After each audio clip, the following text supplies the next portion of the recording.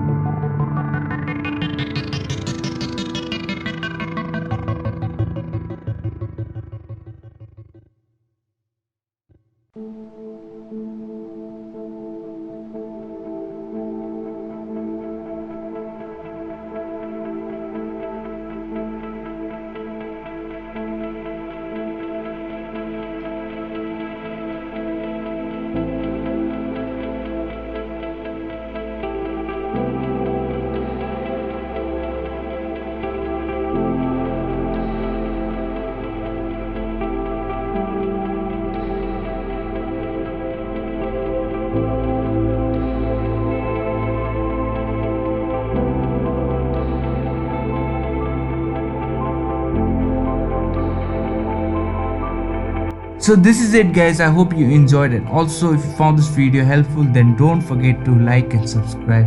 And also if you found the password, download and practice. And if you want to subscribe, then subscribe, it is free. Once again I'm telling you to subscribe, and I hope to see you on my next video.